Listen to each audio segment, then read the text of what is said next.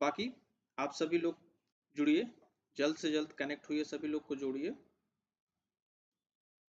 जुड़ते ही आप वीडियो को शेयर कर दीजिए, यदि सब्सक्राइब नहीं किए तो सब्सक्राइब कर लीजिए, जिससे आप सभी तक समय नोटिफिकेशन मिल जाए क्लासेज की, या जो भी इंफॉर्मेटिव वीडियो आपके एग्जाम से रिलेटेड पढ़ रही हैं वो तुरंत ही आपको नोटिफिकेशन के जरिए, यूट्यूब नोटिफिकेशन के जरिए मिल जाए। तो आई होप सभी लोग कनेक्ट हो रहेंगे। Johnny Kumar, hello sir, hello. तो चलिए क्लास की तरफ चलते हैं, लेकिन एक छोटा सा टिप्स आपके लिए, आपके एग्जाम की दृष्टि से। आपको 4 सेशंस में या 4 टॉपिक्स से अगर बात की जाए, 4 सब्जेक्ट से आपके पेपर में क्वेश्चंस आने वाले हैं। आपका सिलेबस जो है वो 4 विषयों पर आधारित है। उनमें आपको पता ही है, एक हिंदी आपका है, दूसरा सामान्य अध्ययन है, तीसरा रीजनिंग है और चौथा मैथमेटिक्स है। इन चारों सेशंस में आपको अधिकतर नंबर स्कोर करने होंगे। जब तक आप अधिकतम नंबर स्कोर नहीं करेंगे तब तक आप ये मान के चलिए कि आप क्वालिफाई नहीं हैं। जब भी आप पेपर नियरेस्ट आता जाए, आपका काम है कि आपको practice set, offline practice set ज़्यादा से ज़्यादा अटेम्प्ट कीजिए। ऑनलाइन कम कीजिए चलेगा, ऑफलाइन प्रैक्टिस सेट कम से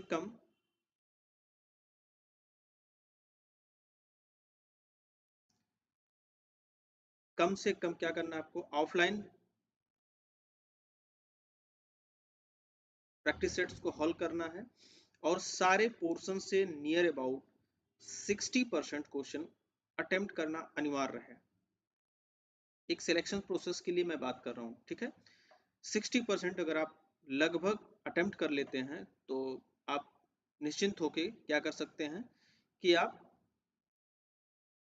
फिजिकल की तैयारी कर सकते हैं। बट हर सेक्शन में 60%, ओवरऑल की मैं बात नहीं कर रहा हूँ, 60% हर सेक्शन में आप लगभग में अटेम्प्ट कीजिए। जोनी कुमार, सिलेक्शन के लिए कितने क्वेश्चन करने हैं?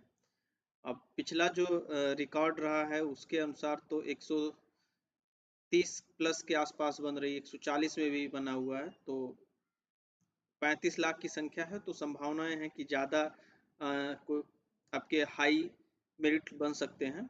बट अगर आप सेक्शन वाइज चलते हैं तो सेक्शन वाइज 60 to 70% आप हल करके आते हैं, तो आई थिंक मेरा मानना है कि आपका सिलेक्शन फिजिकल के लिए हो जाएगा। तो चलिए ज़्यादा देर ना करते हुए हम लोग अपने सेक्शन पे वापस आते हैं और क्वेश्चन की तरफ चलते हैं। चलिए क्वेश्चन को ले लेते हैं और आपकी स्क्रीन पर आई थिंक सारी चीज़ें विजिबल हो रही होंगी, ऑडियो भी क्लियर जा रहा होगा अब तक।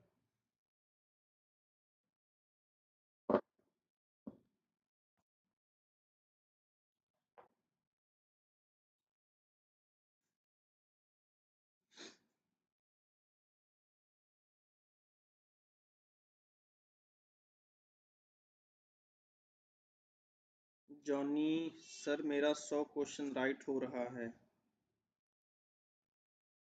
ठीक है, अगर 100 क्वेश्चन आपके राइट हो रहे हैं तो थोड़ा सा और इंक्रीज करने की कोशिश कीजिए। बट 100 क्वेश्चन आई थिंक क्या 60-70% के आसपास हो रहा है, उसको थोड़ा सा और इंक्रीज करने की कोशिश कीजिए, 60। ठीक है,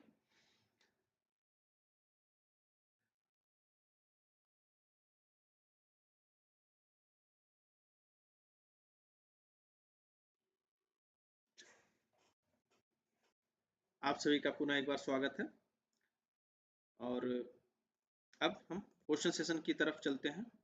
आपके स्क्रीन पर क्वेश्चन सेशंस के पहला क्वेश्चन विजिबल होने लगा होगा, और ये 75 क्वेश्चंस का एक पूरा सीरीज है, और इस सीरीज के जरिए आपके हिंदी और जीएस के पोर्शन को हम कवर करेंगे। बार बार ये रिपीट कर रहे हैं, ठीक है। तो जैसे भी आप ज्वाइन कीजिए। तो ज्वाइन करने के बाद पहला काम एक बार सब्सक्राइब कर लीजिए अगर सब्सक्राइब नहीं किए हैं। दूसरा एक बार शेयर जरूर कर दीजिए, और एक रिक्वेस्ट है, कोशिश कीजिए कि अपने व्हाट्सएप स्टेटस पे शेयर कर दिया कीजिए, तो थोड़ा हमको सपोर्ट भी मिल जाएगा समय से। चलिए तो स्टार्ट करते हैं आज का सेशन। और आज के सेशन का पहला सवाल लेते हैं, एडमिरल कप किससे संबंधित है? एडमिरल कप किससे संबंधित है? आपके ऑप्शन हैं मुक्केबाजी, स्क्वैश, बिलियर्ड्स या नौकायान।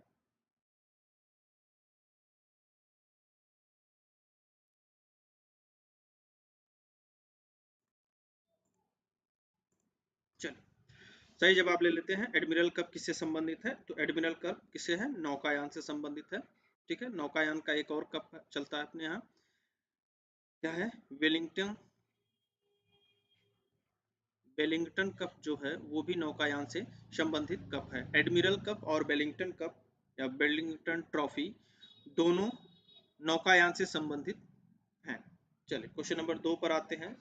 भारत का कौन सा राष्ट्रपति निर्विरोध निर्वाचित किया गया? भारत का कौन सा राष्ट्रपति निर्विरोध निर्वाचित किया गया? आपके ऑप्शन है doctor Rajendra Prasad, doctor S Radhakrishnan, के आर नारायणन, एन संजीवा रेड्डी। दो कर डी, एन संजीवा रेड्डी। चलिए सही जवाब लेते हैं। तो एन संजीवा रेड्डी भारत के पहले राष्ट्रपति थे जो निर्विरोध चुने गए थे। ठीक है, इनका कार्यकाल की अगर बात करें तो इनका कार्यकाल था 1977 से 1982 तक। ठीक है, 1977 से 1982 तक। क्वेश्चन नंबर 3 पर आते हैं। आवश्यकता विहीनता सिद्धांत के प्रतिपादक अर्थशास्त्री हैं। आवश्यकता विहीनता सिद्धांत के प्रतिपादक अर्थशास्त्री हैं नीलकंठ रथ, प्रोफेसर जे के मेहता, बी एन गॉडगिल या अमर्त्य सेन। आवश्यकता विहीनता सिद्धांत के प्रतिपादक अर्थशास्त्री हैं नीलकंठ रथ, प्रोफेसर जे के मेहता, बी एन गडगिल या अमर्त्य सेन। चलिए तो कौन है? प्रोफेसर जे के मेहता ने सिद्धांत दिया था आवश्यकता विहीनता का। चलिए क्वेश्चन नंबर नेक्स्ट पे चलते हैं। क्वेश्चन नंबर 4, सूर्य का दीप्तमान अमुख जिसे हम देखते हैं कहलाता है। सूर्य का दीप्तमान अमुख जिसे हम देखते हैं कहलाता है वर्णमंडल, वातावरण, प्रकाश मंडल या स्थल मंडल। सूर्य का दीप्तमान अमुख जिसे हम देखते हैं कहलाता है वर्णमंडल, वातावरण, प्रकाश मंडल या स्थल मंडल। चलिए सही जवाब ले लेते हैं। तो 4 का प्रकाश मंडल इसके प्रदीप्तमान या दीप्तमान अमुख को कहा जाता है जिसे हम देख पाते हैं। चलिए क्वेश्चन नंबर नेक्स्ट 5 पर, नर्मदा के अतिरिक्त कौन सी दूसरी नदी अमरकंटक से निकलती है? नर्मदा के अतिरिक्त कौन सी दूसरी नदी अमरकंटक से निकलती है? बेतवा, ताप्ती, महानदी या सोन। चलिए सही जवाब ले लेते हैं। तो सही जवाब है सोन नदी अमरकंटक से निकलती है। जी ठीक, इसका एक और नाम भी है, स्वर्ण नदी भी कहा जाता है। और ये अमरकंटक के पठार से निकलती है जो नर्मदा के समीप एक स्रोत है।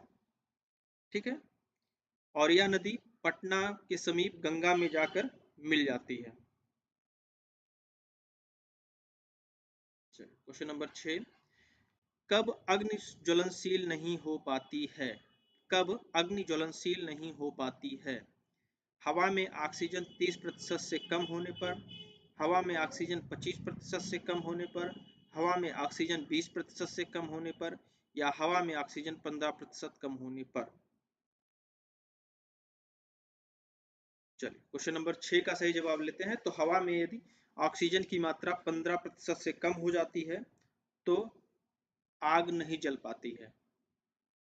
चलिए क्वेश्चन नंबर 7, ब्रिटिश शासन को भारत से उखाड़ फेंकने के लिए इनमें से किसने फ्रांसीसियों की मदद की थी? ब्रिटिश शासन को भारत से उखाड़ फेंकने के लिए इनमें से किसने फ्रांसीसियों की मदद की थी? आपके ऑप्शन है संभाजी, शिवाजी, हैदर अली या टीपू सुल्तान। चलिए सही जवाब ले लेते हैं।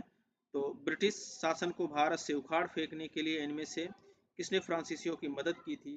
तो सही जवाब है टीपू सुल्तान ने। ठीक। क्वेश्चन नंबर 8 पे आते हैं। निम्नलिखित में से किससे सर्वाधिक ऊर्जा होती है? निम्नलिखित में से किसमें सर्वाधिक ऊर्जा होती है? निम्नलिखित में से किसमें सर्वाधिक ऊर्जा होती है? आपके ऑप्शन है लाल प्रकाश, नीला प्रकाश, हरा प्रकाश या पीला प्रकाश। चलिए जवाब दीजिए। क्वेश्चन नंबर 8, निम्न में से किसमें सर्वाधिक ऊर्जा होती है? लाल प्रकाश, नीला प्रकाश, हरा प्रकाश या पीला प्रकाश।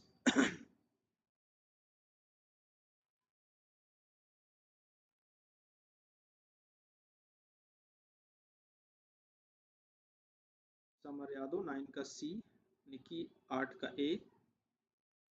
समर 9 का नहीं, 8 का भी एक बार जवाब दे दीजिए।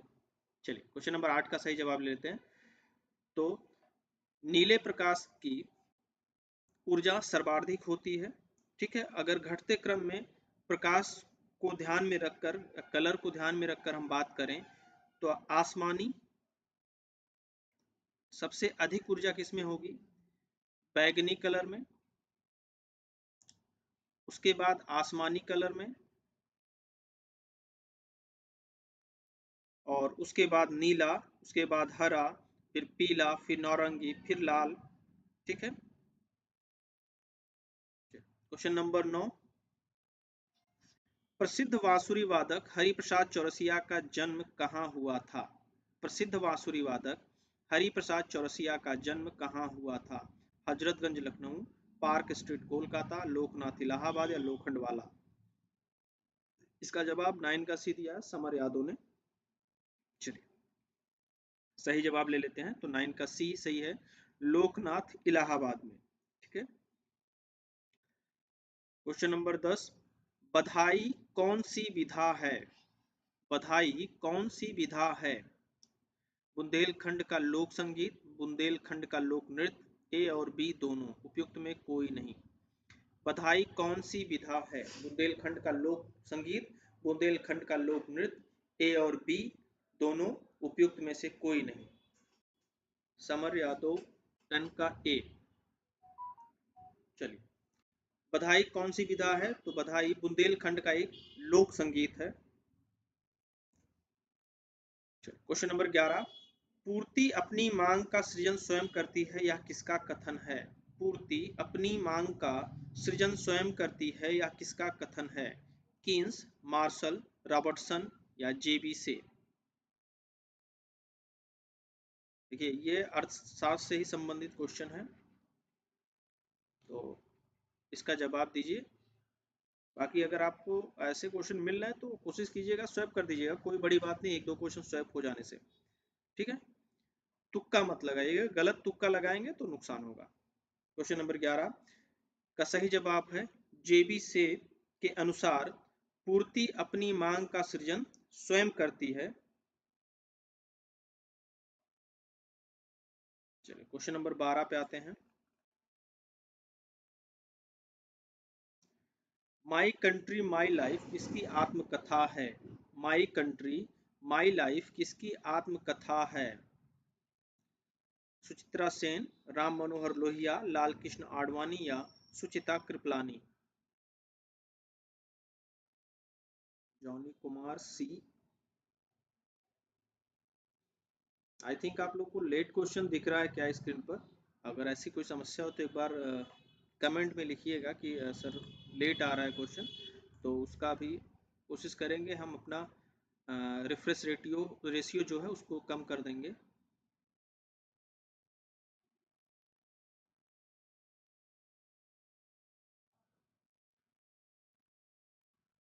क्वेश्चन नंबर 12 लेते हैं। तो क्वेश्चन नंबर 12 का सही जवाब क्या होगा? तो सही जवाब है माई कंट्री माई लाइफ किसकी आत्मकथा है? लाल कृष्ण आडवाणी जी का। ठीक है, और अभी के समय में ये चर्चित भी हैं। क्यों चर्चित है? इनको भारत रत्न देने का अनाउंसमेंट हुआ है, भारत रत्न देने का अनाउंसमेंट हुआ है।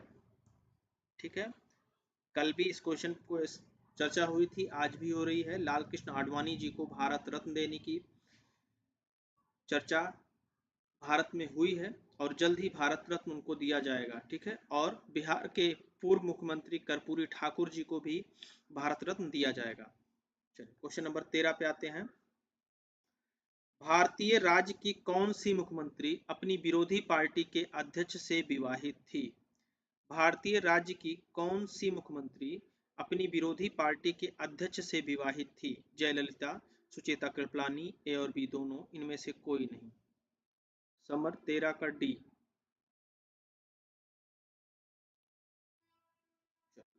सही जवाब ले लेते हैं, तो 13 का बी है। सुचेता कृपलानी ऐसी मुख्यमंत्री थी जो अपने विरोधी पार्टी के अध्यक्ष जेबी कृपलानी जी से विवाहित थी। चलिए क्वेश्चन नंबर 14 पे आते हैं। क्वेश्चन नंबर 14, निम्न में से किस तिथि को विश्व विकास सूचना दिवस मनाया जाता है? निम्नलिखित में से किस तिथि को विश्व विकास सूचना दिवस मनाया जाता है? विश्व विकास सूचना दिवस मनाया जाता है 23 अक्टूबर, 24 अक्टूबर या 25 अक्टूबर या 26 अक्टूबर। चलिए 14 का आप लोग जवाब दीजिए। निम्नलिखित में से किस तिथि को विश्व विकास सूचना दिवस मनाया जाता है? 23 अक्टूबर, 24 अक्टूबर, 25 अक्टूबर या 26 अक्टूबर। चलिए 14 का सही जवाब लेते हैं, तो सही जवाब है 25 अक्टूबर को विश्व विकास सूचना दिवस मनाया जाता है।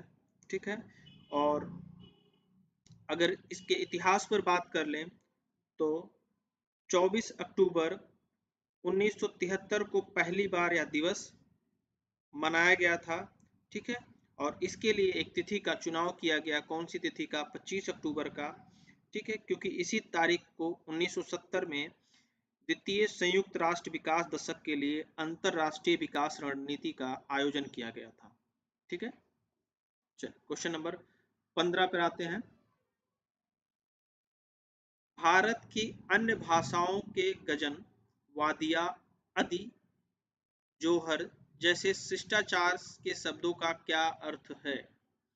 भारत की अन्य भाषाओं के गजन, वादिया, अदिजोहर जैसे शिष्टाचार के शब्दों का क्या अर्थ है? बधाई हो, फिर मिलेंगे, धन्यवाद, तकलीफ की माफी। चलिए क्वेश्चन नंबर 15 का तो सही जवाब है धन्यवाद। भारत की अन्य भाषाओं के गजन, वादिया, आदि जैसे शिष्टाचार के शब्दों का क्या अर्थ होता है? तो धन्यवाद होता है इनका अर्थ। चलिए क्वेश्चन नंबर 16 पे आते हैं। क्वेश्चन नंबर 16, भारतीय सशस्त्र सेनाओं द्वारा पाकिस्तान से हाजी पीर की लड़ाई किस वर्ष लड़ी गई थी? भारतीय सशस्त्र सेनाओं द्वारा पाकिस्तान से हाजी पीर की लड़ाई किस वर्ष लड़ी गई थी?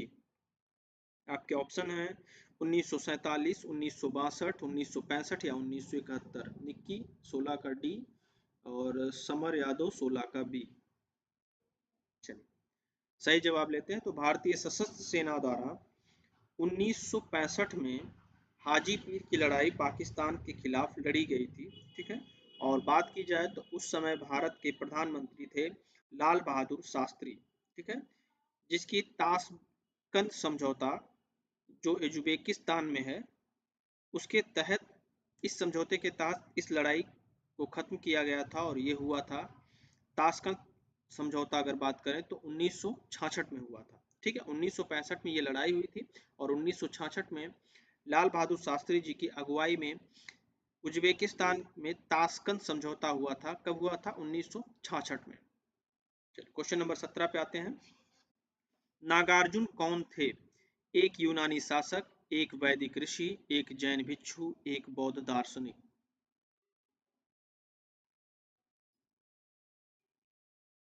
नागार्जुन कौन थे? एक यूनानी शासक, एक वैदिक ऋषि, एक जैन भिक्षु, एक बौद्ध दार्शनिक। चलिए सही जवाब ले लेते हैं, तो नागार्जुन क्या थे? एक बौद्ध दार्शनिक थे। ठीक, जिन्होंने बौद्ध धर्म के 3 संप्रदाय हीनयान, महायान और वज्रयान में से एक संप्रदाय महायान की स्थापना की थी। ठीक है, इन्होंने महायान की स्थापना की थी। क्वेश्चन नंबर 18, इनमें कौन सा मुगल सम्राट अनपढ़ था?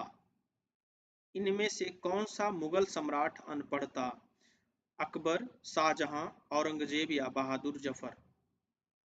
इनमें से कौन सा मुगल सम्राट अनपढ़ था? अकबर, शाहजहां, औरंगजेब, बहादुर शाह जफर? कई बार ये क्वेश्चन आए हुए हैं। ठीक है, तो 18 का ए अकबर जो था वो क्या था? मुगल बादशाह था जो अनपढ़ था। और इसके काल की अगर बात करें तो इसका काल था 1556 से लेकर 1605 तक। 1556 से 1605 तक। ठीक है, और इसने एक धर्म की स्थापना की थी 1582 में, जिस धर्म का नाम है दीन ए इलाही धर्म। दीन ए इलाही, दीन ए इलाही धर्म की स्थापना 1582 में अकबर ने की थी। क्वेश्चन नंबर 19, कुछ वर्ष पहले किस एशियाई देश ने अपना राष्ट्रगान बदल दिया? कुछ वर्ष पहले किस एशियाई देश ने अपना राष्ट्रगान बदल दिया? आपके ऑप्शन है बांग्लादेश, नेपाल, अफगानिस्तान या मालदीव। समर यादव 19 का सी। और कोई? चलिए, तो क्वेश्चन नंबर का देखते हैं। 19 का सही जवाब है बी। ठीक है, नेपाल ने हाल ही में क्या किया था? अपना राष्ट्रगान बदल दिया है। ठीक, क्वेश्चन नंबर 20, ऐतिहासिक विक्टोरिया पार्क जिसे अब जंग आजादी पार्क का नाम दिया है कहाँ स्थित है? ऐतिहासिक विक्टोरिया पार्क जिसे अब जंग आजादी पार्क का नाम दिया है कहाँ स्थित है? अमृतसर, इलाहाबाद, झांसी या मेरठ? ऐतिहासिक विक्टोरिया पार्क जिसे अब जंग आजादी पार्क का नाम दिया है कहाँ स्थित है? अमृतसर, इलाहाबाद, झांसी या मेरठ? चलिए, सही जवाब ले लेते हैं।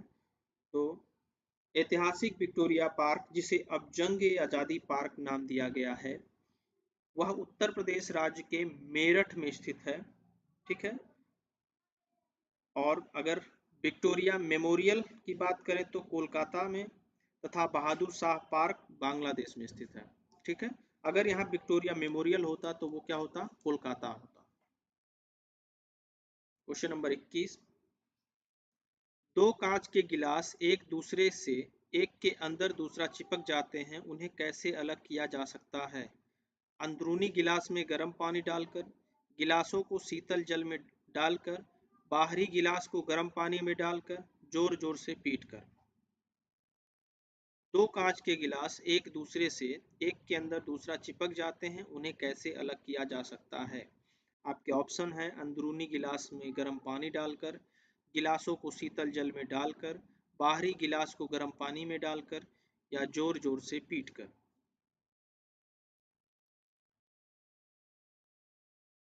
समर यादव 21 का ए। चलिए, सही जवाब ले लेते हैं। तो दोनों गिलासों को अलग करने के लिए आपको करना क्या होगा कि जो बाहरी गिलास होगा उसको गर्म पानी में डाल देंगे। ऐसा क्यों होगा आप समझिए, क्योंकि शीशे का गिलास क्या होता है, उष्मा को जल्दी धारित कर लेता है। तो अगर हम गर्म पानी में रखेंगे तो बाहर वाला गिलास क्या होगा, फैल जाएगा और अंदर वाले गिलास से आसानी से निकल जाएगा। चलिए, question number 22, Thomas Roe Thomas Roe Mughal सम्राट जहांगीर से किस किले में मिला था? थॉमस रो मुगल सम्राट जहांगीर से किस किले में मिला था? आपके ऑप्शन है आगरा, इलाहाबाद, झांसी या अजमेर। चलिए, सही जवाब ले लेते हैं। थॉमस रो तो अजमेर के किले में जहांगीर से मिला था। कब आया था अगर बात करें तो 1615 ईस्वी में। 1615 ईस्वी में आया था। और 1608 ईस्वी में कैप्टन हॉकिंग, ठीक है, उसके पहले कैप्टन हॉकिंग। क्वेश्चन नंबर 23, किस देश में यूरेनियम का सर्वाधिक भंडार है? किस देश में यूरेनियम का सर्वाधिक भंडार है? कनाडा, रूस, अमेरिका या ऑस्ट्रेलिया? किस देश में यूरेनियम का सर्वाधिक भंडार है? निक्की 23 का बी। चल, सही जवाब लेते हैं। तो यूरेनियम का सर्वाधिक भंडार ऑस्ट्रेलिया में है। ठीक, जबकि उत्पादन की दृष्टि से अगर बात करेगा तो पहला स्थान होगा कजाकिस्तान का, और दूसरे नंबर पर कनाडा, और तीसरे नंबर पर ऑस्ट्रेलिया है। ठीक, सर्वाधिक भंडार ऑस्ट्रेलिया में है, लेकिन ये उत्पादन में तीसरे स्थान पर है। क्वेश्चन नंबर 24 पे चलते हैं।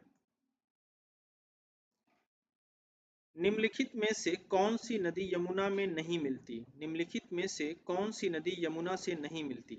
केन, सोन, बेतवा या चंबल? निम्नलिखित में से कौन सी नदी यमुना से नहीं मिलती? केन, सोन, बेतवा या चंबल? सही जवाब लेते हैं। सोन नदी यमुना से नहीं मिलती। अभी जस्ट हमने बात किया है कि सोन नदी क्या होता है, पटना के करीब गंगा में मिल जाती है। ठीक है, चलिए क्वेश्चन नंबर 25। गंडक सिंचाई परियोजना किन प्रदेशों का एक संयुक्त प्रयास है? गंडक सिंचाई परियोजना किन प्रदेशों का एक संयुक्त प्रयास है? उत्तर प्रदेश एवं मध्य प्रदेश, उत्तर प्रदेश एवं बिहार, उत्तर प्रदेश एवं उत्तराखंड, उत्तर प्रदेश एवं हरियाणा? तो सही जवाब है उत्तर प्रदेश एवं बिहार। Question number 26। इनमें से किसने भूमि मापन की व्यवस्था प्रारंभ की? इनमें से किसने भूमि मापन की व्यवस्था प्रारंभ की? आपके ऑप्शन है बहादुर शाह, शेर शाह, शाहजहां या अकबर। Question number 26। इनमें से किसने भूमि मापांकन की व्यवस्था प्रारंभ की? बहादुर शाह, शेर शाह, शाहजहां या अकबर?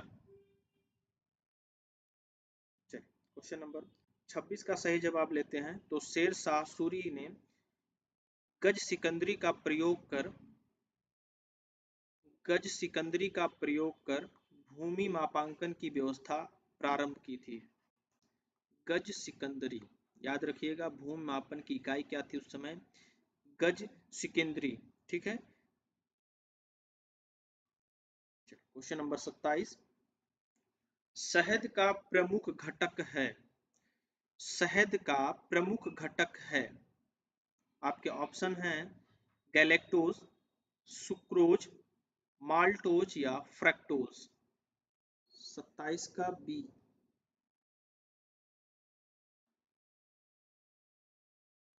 चलिए सही जवाब ले लेते हैं। देखिए शहद का प्रमुख घटक है फ्रक्टोज। ठीक, शहद का प्रमुख घटक क्या है?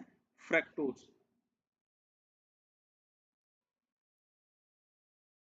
चलिए क्वेश्चन नंबर 28। मनुष्य जीवन का सर्वोत्तम ध्येय है कैवल्य किसका? सॉरी, मनुष्य जीवन का सर्वोत्तम ध्येय है कैवल्य जिसका अर्थ है दूसरों को शिक्षा देना, दूसरों का अनुसरण करना, इच्छाओं पर विजय प्राप्त करना या दूसरों की सेवा करना। यहाँ सीधा सा मतलब है केवल का अर्थ पूछ रहा है, कैवल्य। तो 28 का सही जवाब होगा इच्छाओं पर विजय प्राप्त करने वाले को कैवल्य या जिन्न कहा जाता है। ठीक है, जैन धर्म में। Question number 29। विटामिन शब्द का जनक कौन है?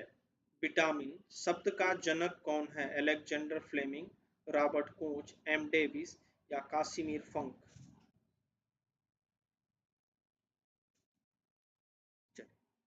29 का डी, जिन्होंने जवाब 29 का डी दिया है वो सही है। कासिमिर फंक ने क्या किया था? विटामिन शब्द का प्रयोग पहली बार किया था। ठीक है, कुल विटामिन कौन कौन से? सभी विटामिन अगर बात करें तो A B C D E और के विटामिन हैं। ठीक है, जिनमें जल में घुलनशील विटामिन कौन कौन से हैं? तो बी और सी जो हैं वो जल में घुलनशील हैं, और ए, डी, ई और के ये चारों किसमें घुलनशील हैं? ये वसा में घुलनशील हैं। ठीक है, वसा में घुलनशील विटामिन हैं। Question number 30। इनमें से किसने अकबर की धार्मिक नीति की आलोचना की है? इनमें से किसने अकबर की धार्मिक नीति की आलोचना की है? फैजी, अबुल फजल, बदायूनी, इनमें से कोई नहीं। समर 30 कवि निकी ए। इनमें से किसने अकबर की धार्मिक नीति की आलोचना की है? फैजी, अबुल फजल, बदायूनी या इनमें से कोई नहीं। तो सही जवाब है बदायूनी ने अकबर की धार्मिक नीति की क्या की थी? आलोचना की थी। और चलो नेक्स्ट क्वेश्चन पे चलते हैं। प्रसिद्ध विरूपाक्ष मंदिर कहाँ अवस्थित है? प्रसिद्ध विरूपाक्ष मंदिर कहाँ अवस्थित है? हम्पी, भद्राचलम, श्री कलाहस्ती या तिरुपति? प्रसिद्ध विरूपाक्ष मंदिर कहाँ अवस्थित है? हम्पी, भद्राचलम, श्री कलाहस्ती या तिरुपति? चल सही जवाब लेते हैं। तो विरूपाक्ष मंदिर हम्पी में है, ठीक है। और हम्पी कहाँ है अगर बात करें तो ये है कर्नाटक में। कहाँ पर है ये? कर्नाटक में है, ठीक है। और ये विरूपाक्ष मंदिर किस देव से संबंधित है? तो इसमें अगर कभी पूछेगा तो ये है शिव से संबंधित है, भगवान शिव से संबंधित मंदिर है विरूपाक्ष मंदिर। ये हम्पी में है और हम्पी कहाँ है? कर्नाटक में है। Question number 32। सिंचाई के लिए 16 मील लंबी चोल झील का निर्माण इनमें से किस चोल शासक ने करवाया था? सिंचाई के लिए 16 मील लंबी चोल झील का निर्माण इनमें से किस चोल शासक ने करवाया था? अधिराज, राजेंद्र प्रथम, राजराज प्रथम या इनमें से कोई नहीं? चलिए क्वेश्चन नंबर 32 का सही जवाब लेते हैं। तो राजेंद्र प्रथम ने चोल झील का निर्माण कराया था। Question number 33। हाल ही में किस देश में साल्मोनेला बैक्टीरिया के संक्रमण के सैकड़ों मामले सामने आए हैं? हाल ही में किस देश में साल्मोनेला बैक्टीरिया के संक्रमण के सैकड़ों मामले सामने आए हैं? आपके ऑप्शन है जापान, इंग्लैंड, अमेरिका या चीन। चलिए सही जवाब ले लेते हैं। तो अमेरिका में साल्मोनेला बैक्टीरिया के संक्रमण के सैकड़ों मामले आए हैं, ठीक है।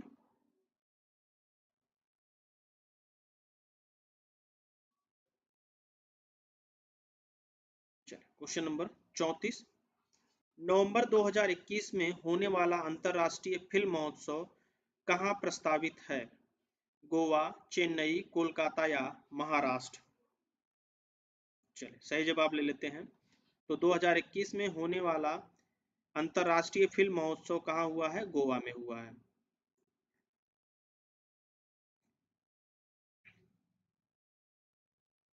नेक्स्ट क्वेश्चन लेते हैं 35।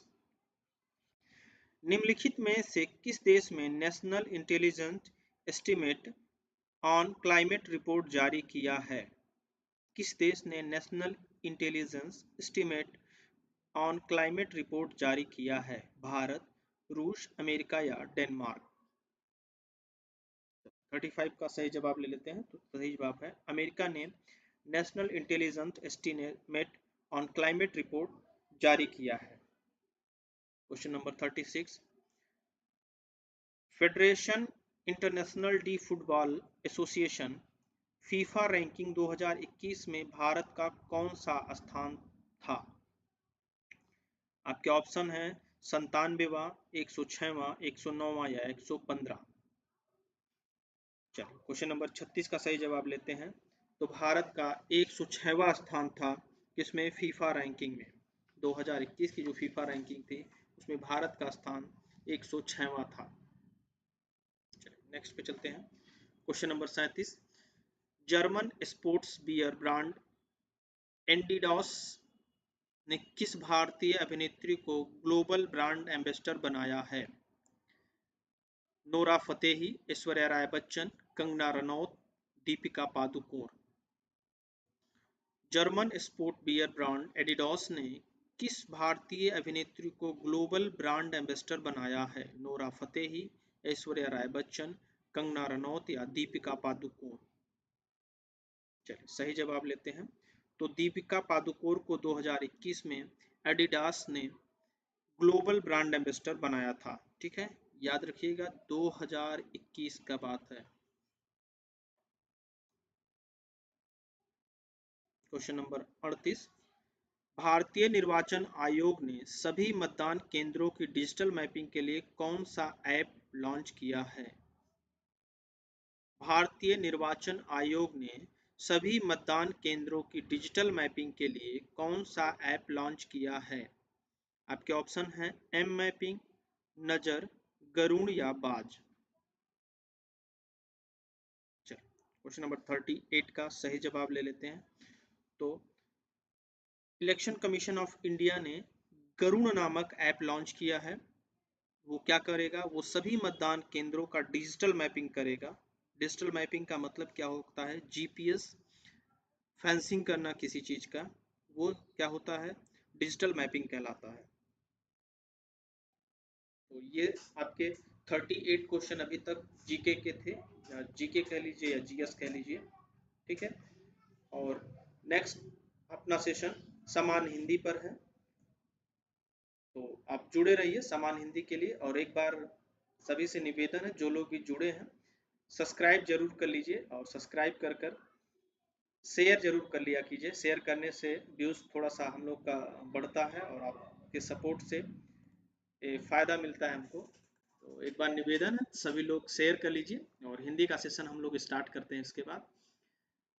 ठीक है, हिंदी के सेशन के भी सेम क्वेश्चन है जितने हम लोगों ने जीएस में रखे हैं, उतना ही क्वेश्चन हमने हिंदी सेशन के लिए भी रखा हुआ। तो एक बार निवेदन है सभी से कि आप लोग शेयर जरूर कर दीजिए वीडियो को, सब्सक्राइब कर लीजिए, लाइक भी करते रहिए, क्योंकि लाइक्स कम है। व्यूज़ तो आ रहे हैं बट आने वाले लाइक नहीं कर रहे हैं, लाइक करके जाइए आप। चलिए नेक्स्ट क्वेश्चन नंबर 39 पर आते हैं, हिंदी का। आविर्भाव का सही विपरीतार्थक शब्द चुनिए। आविर्भाव का सही विपरीतार्थक शब्द चुनिए। आपके ऑप्शन हैं प्रादुर्भाव, समभाव, तिरोभाव या अभाव। आविर्भाव का सही विपरीतार्थक शब्द चुनिए। प्रादुर्भाव, समभाव, तिरोभाव या अभाव। चलिए सही जवाब लेते हैं। आविर्भाव का सही विपरीतार्थक शब्द होगा तिरोभाव। ठीक है, क्वेश्चन नंबर 40 पे आते हैं। उन्मूलन का सही विपरीतार्थक शब्द चुनिए। उन्मूलन का सही विपरीतार्थक शब्द चुनिए। आपके ऑप्शन हैं आरोपण, प्रत्यारोपण, निरूपण या रोपण। लिखिए 40 का डी। उन्मूलन का सही विपरीतार्थक शब्द चुनिए। चलिए, सही विपरीतार्थक शब्द क्या होगा? रोपण करना। ठीक है, उन्मूलन का मतलब हटा देना या विनाश कर देना, रोपण का मतलब जन्म देना या लगाना। क्वेश्चन नंबर 41, बाघ और बकरी एक घाट पानी पीती हैं, शुद्ध वाक्य चुनिए। बाघ और बकरी एक घाट पानी पीती हैं, शुद्ध वाक्य चुनिए। इसका शुद्ध वाक्य कौन सा होगा वो आपको ऑप्शन से चुनना है। आपके ऑप्शन हैं बाघ और बकरी एक घाट पर पानी पीते हैं, बाघ और बकरी एक घाट पानी पीते हैं, बाघ और बकरी एक घाट पानी पीता है, बाघ और बकरी एक घाट पानी पीते हैं। 41 का ए। चलिए सही जवाब है बाघ और बकरी एक घाट पर पानी पीते हैं। ठीक है, ये भी ख्याल रखिएगा, कभी कभी शुद्ध वाक्य में है लिखा हुआ है और ऊपर बिंदी होना चाहिए, वहां पे नहीं होता है और हम गलती कर बैठते हैं। ठीक है, ऐसे शुद्ध वाक्यों के लिए बहुत ही सजगता की जरूरत है आपको। नेक्स्ट क्वेश्चन 42, एक गाय, दो घोड़े और एक बकरी मैदान में चर रहे हैं, शुद्ध वाक्य चुनिए।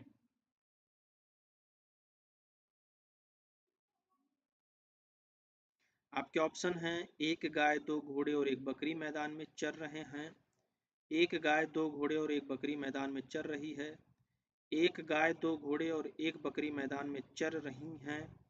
एक गाय दो घोड़े और एक बकरी मैदान में चर रहा है। 42 का देखते हैं 42 में क्या कह रहा है। एक गाय दो घोड़े और एक बकरी मैदान में चर रहे हैं का शुद्ध वाक्य क्या होगा। तो एक गाय दो घोड़े और एक बकरी मैदान में चर रही हैं। ठीक है।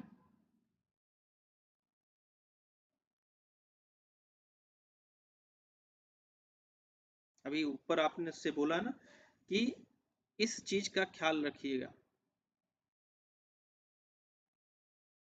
यहाँ पे बी भी सही हो सकता था लेकिन है और यहाँ है।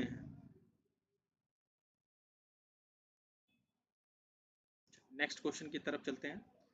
Question number 43। मैं आपकी श्रद्धा करता हूँ, शुद्ध वाक्य चुनिए। मैं आपकी श्रद्धा करता हूँ, शुद्ध वाक्य चुनिए। आपके ऑप्शन है मैं आपका श्रद्धा करता हूँ, मैं आप पर श्रद्धा करता हूँ, मैं आप पर श्रद्धा रखता हूँ, आपकी मैं श्रद्धा करता हूँ। क्वेश्चन नंबर 43 का सही जवाब लेते हैं। तो सही जवाब होगा मैं आप पर श्रद्धा रखता हूँ। Question number 44। शुद्ध शब्द चुनिए। शुद्ध शब्द चुनिए। घनिष्ठ, घनिष्ठ सभी आई थिंक लग रहे हैं सही हैं। तो एक बार आप पढ़ लीजिए। घनिष्ठ, घनिष्ठ, घनिष्ठ, घनिष्ठ क्या सही होगा 44 का। चलिए तो घनिष्ठ जो बी लिखा हुआ है वो सही है। चलिए क्वेश्चन नंबर 45। शुद्ध शब्द चुनिए। औद्योगिक, औद्योगिक, औद्योगिक, औद्योगिक क्या सही है 45 में। तो सही जवाब है औद्योगिक। शुद्ध वर्तनी का शब्द है। चलिए क्वेश्चन नंबर 46। जंगल में लगने वाली आग, एक शब्द के क्रम में सही विकल्प चुनिए। जंगल में लगने वाली आग, एक शब्द के क्रम में सही विकल्प चुनिए। अनल, दवानल, जठरानल या बड़वानल। 46 का सही जवाब लेते हैं। दवानल। जंगल में लगने वाली आग के लिए एक शब्द है दवानल। ठीक है। और बड़वानल जो लिखा है वो क्या है, समुद्र में लगने वाली के लिए एक शब्द है बड़वानल। और पेट में लगने वाली आग के लिए एक शब्द है जठराग्नि। ठीक। चलिए क्वेश्चन नंबर 47। जहां लोगों का मिलन हो, एक शब्द के क्रम में सही विकल्प चुनिए। जहां लोगों का मिलन हो। मेला, भीड़, सम्मेलन या सम्मिलन। जहां लोगों का मिलन हो, एक शब्द के लिए के क्रम में सही विकल्प चुनिए। चलिए 47 का सही जवाब होगा सम्मेलन। जहां लोगों का मिलन हो वहां सम्मेलन। 48। किसी प्रतियोगिता में विजयी होने पर दिया जाता है उपयुक्त शब्द का चयन करें। पुरस्कार, पारितोषिक, उपहार या प्रेमोपहार। तो विजयी होने पर क्या मिलते हैं, पुरस्कार मिलते हैं।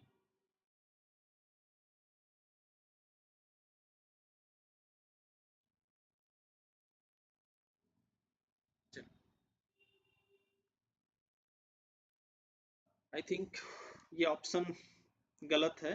पुरस्कार नहीं होगा, पारितोषिक होना चाहिए। ठीक है। पुरस्कार क्या है, एक सम्मान है। और विजयी होने पर क्या दिया जाता है, पारितोषिक दिया जाता है। Question number 49। सांख्य भाव मिश्रित अनुराग को कहते हैं। उपयुक्त शब्द का चयन करें। सांख्य भाव मिश्रित अनुराग को कहते हैं। उपयुक्त शब्द का चयन करें। प्रेम, स्नेह, शंख भाव या प्रणय। चलिए 49 का सी। चलिए सही जवाब ले लेते हैं। तो सांख्य भाव मिश्रित अनुराग को कहते हैं प्रणय। ठीक है। अगर स्नेह की बात करें तो स्नेह क्या होगा, भाई और बहन का जो संबंध होता है उसमें जो होता है वो स्नेह होता है।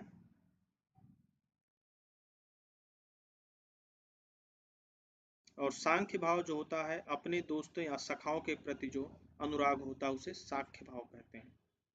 चलिए क्वेश्चन नंबर 50। कुसंगति के कारण चरित्र पर दोष लगना, उपयुक्त शब्द का चयन करें। कुसंगति के कारण चरित्र पर दोष लगना, उपयुक्त शब्द का चयन करें। अपशय, अपकीर्ति, कलंक या दुष्चरित्र। तो क्या होगा? कलंक।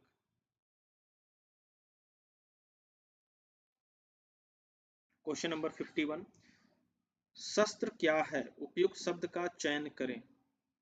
वह हथियार जो फेंक कर चलाया जाता है, वह हथियार जो हाथ में थाम कर चलाया जाता है, एक तरह की विद्या, इनमें से कोई नहीं। शस्त्र क्या है? उपयुक्त शब्द का चयन करें। वह हथियार जो फेंक कर चलाया जाता है, वह हथियार जो हाथ में थाम कर चलाया जाता है, एक तरह की विद्या, या इनमें से कोई नहीं। समर यादव 51 का बी। चलिए, सही है। वह हथियार जो हाथ में थाम कर चलाया जाता है उसे शस्त्र कहते हैं, और अगर वह हथियार जो फेंक कर चलाया जाता है उसको कहते हैं अस्त्र। ठीक है, चलिए क्वेश्चन नंबर 52 पे आते हैं। जिसमें संसार के प्रति मोह ना रहा हो, उपयुक्त शब्द का चयन कीजिए। जिसमें संसार के प्रति मोह ना रहा हो, उपयुक्त शब्द का चयन कीजिए। ऑप्शन है वीतरागी, शीतरागी, अनुरागी या रागी। 52 का जवाब लेते हैं, तो सही जवाब होगा वीतरागी। जिसमें संसार के प्रति मोह ना रहा हो वो है वीतरागी। ठीक है, और जिसमें संसार के प्रति मोह हो उसके लिए सही शब्द है अनुरागी। क्वेश्चन नंबर 53, जो कभी बूढ़ा ना हो, उपयुक्त शब्द का चयन करें। जो कभी बूढ़ा ना हो। अमर, अजर, सदाबहार या तरुण।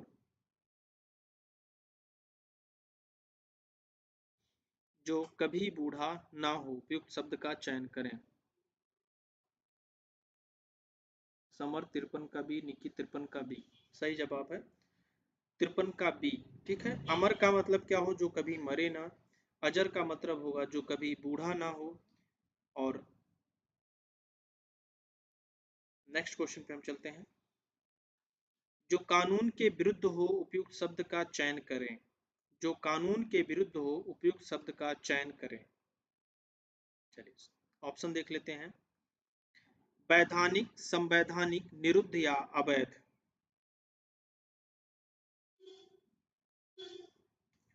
जो कानून के विरुद्ध हो के लिए एक शब्द है वैधानिक, संवैधानिक, निरुद्ध या अवैध। चलिए उनका सही जवाब लेते हैं। तो अवैध होता है जो कानून के विरुद्ध होता है। संवैधानिक जो संविधान के अनुरूप हो उसे संवैधानिक कहे जाते हैं। क्वेश्चन नंबर 55, खेत का सही तत्सम शब्द है। खेत का सही तत्सम शब्द है खलिहान, क्षेत्र, क्षेत्र या इनमें से कोई नहीं। चलिए, तो खेत का सही तत्सम है क्षेत्र। ठीक है, क्वेश्चन नंबर 56, घोटक का सही तत्भव शब्द चुनिए। घोटक का सही तत्भव शब्द चुनिए। गधा, घोड़ा या धड़, इनमें से कोई नहीं। चलिए 56 का सही जवाब लेते हैं। तो घोड़े का तत्भव है घोटक।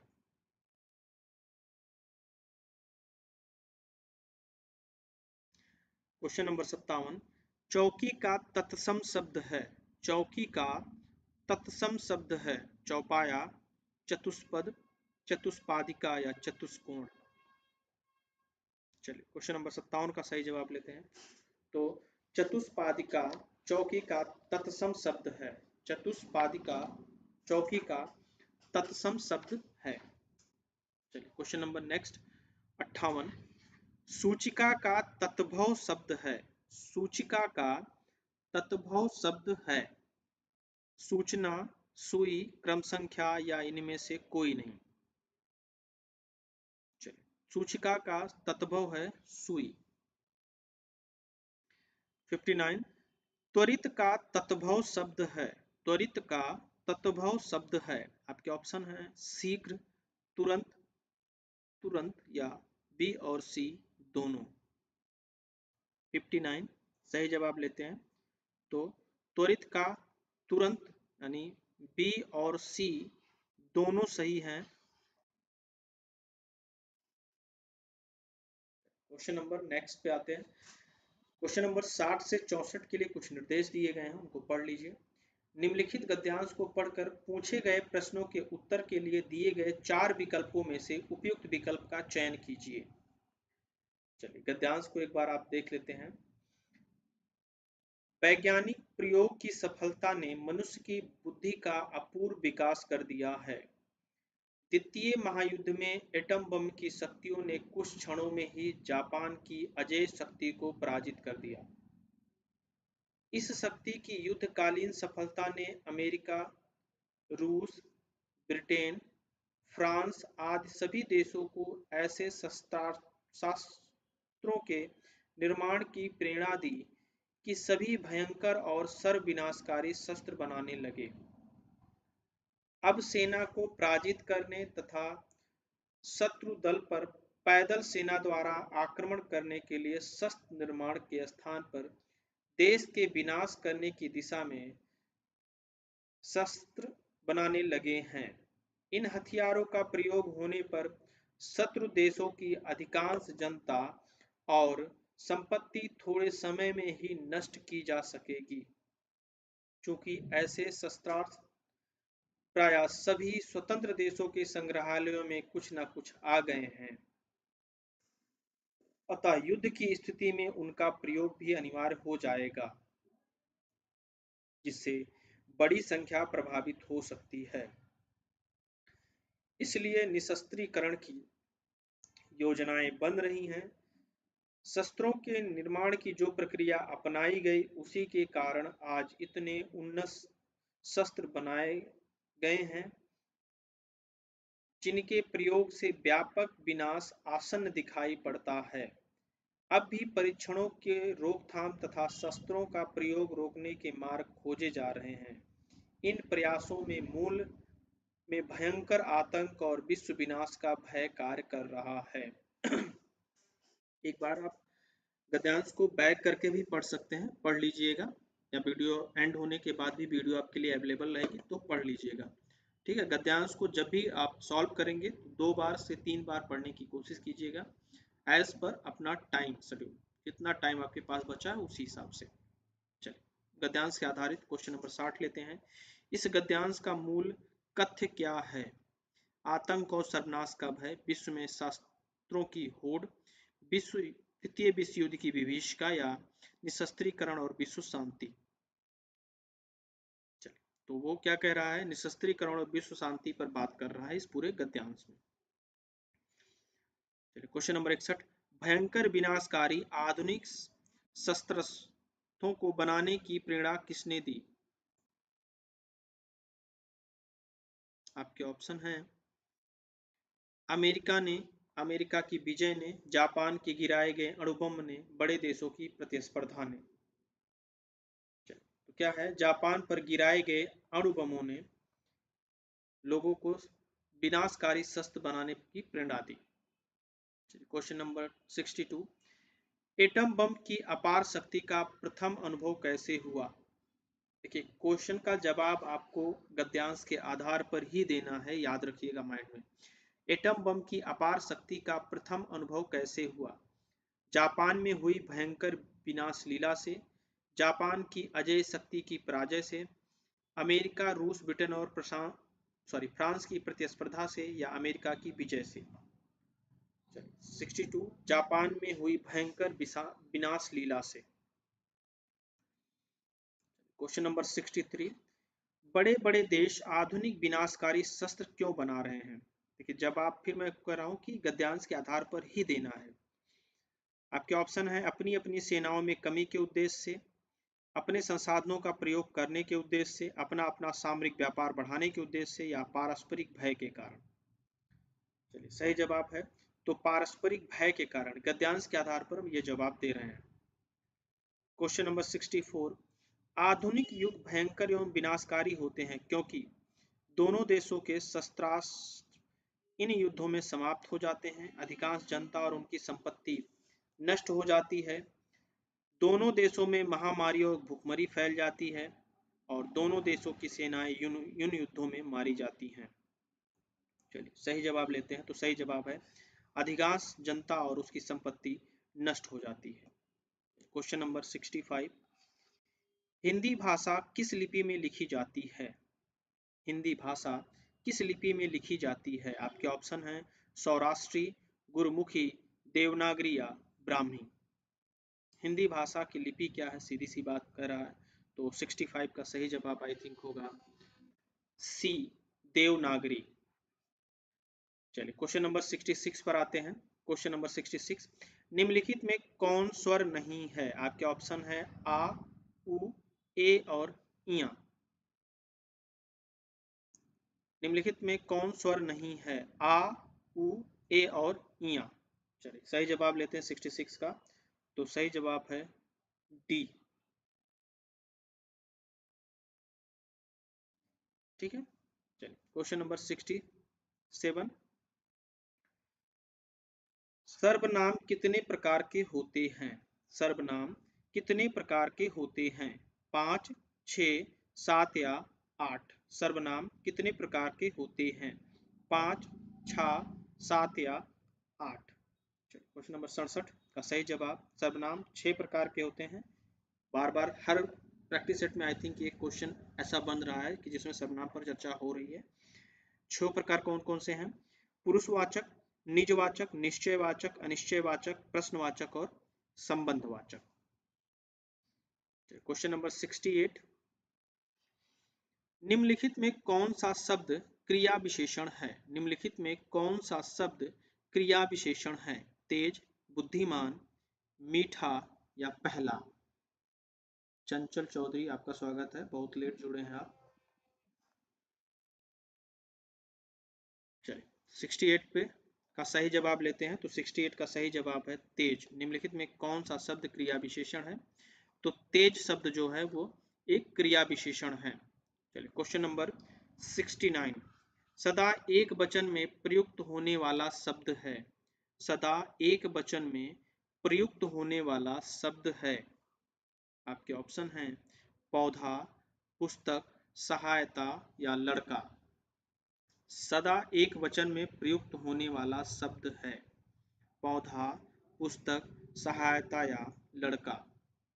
चलिए 69 का सही जवाब लेते हैं। तो सहायता जो है वो एक वचन और बहुवचन में दोनों में प्रयुक्त होने वाला शब्द है। क्वेश्चन नंबर 70, भूदर्भ का संधि होगा भूधन धव, भूधन ऊर्ध्व, भूधन ध्व या भूधन वा। प्रोनाउंसिएशन में अगर कुछ गड़बड़ी होगी तो आप एक बार स्क्रीन पर देख लीजिएगा, हो सकता है प्रोनाउंसिएशन में गड़बड़ी हो गई हो। तो ध्यान रखिएगा, प्रोनाउंसिएशन की गड़बड़ी को इग्नोर कीजिएगा थोड़ा सा, लेकिन क्वेश्चन को एक बार आप स्क्रीन पे जरूर देख लीजिएगा। कुछ शब्द होते हैं जिनका प्रोनाउंसिएशन करने में थोड़ी सी कठिनाई सबको होती है। ठीक है। चलिए भूधर्व का संधि है। तो सही जवाब लेते हैं भूधन ऊर्ध्व। क्वेश्चन नंबर 71, हथियाना में कौन सा क्रिया है? हथियाना में कौन सा क्रिया है? प्रेरणार्थक, संयुक्त, अनुकरणात्मक या नाम धातु। 71 का सही जवाब लेते हैं। तो हथियाना में नाम धातु क्रिया है।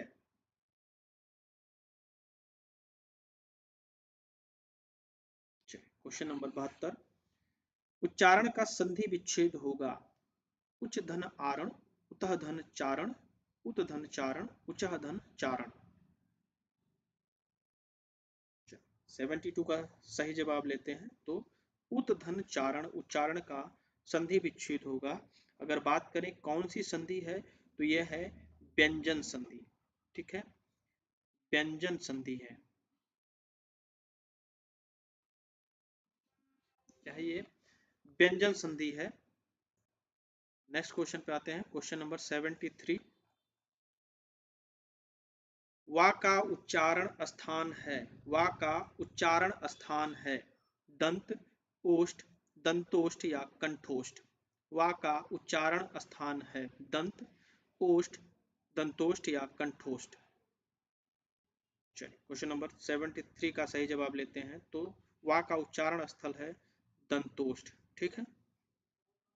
चलिए क्वेश्चन नंबर 74, राम ने खाना खाया में खा खाया होगा में कौन सी क्रिया है? अपूर्ण भूत, संदिग्ध भूत, हेतु हेतु मदभूत, आसन्न भूत। राम ने खाया होगा में कौन सी क्रिया है? राम ने खाया होगा में कौन सी क्रिया है? चलिए 74 का सही जवाब ले लेते हैं। तो 74 का सही जवाब होगा संदिग्ध भूतकाल है, क्योंकि कंफर्म नहीं है कि खाया कि नहीं खाया। और इस सेशन का अंतिम सवाल, अंतिम क्वेश्चन 75। नीचे दी गई पंक्ति में पहली और अंतिम पंक्ति को क्रमशः 1 और 6 संख्या दी गई है। बीच में 4 वाक्यों को उचित क्रम में लगाए हैं जिससे अर्थपूर्ण वाक्य बन सके।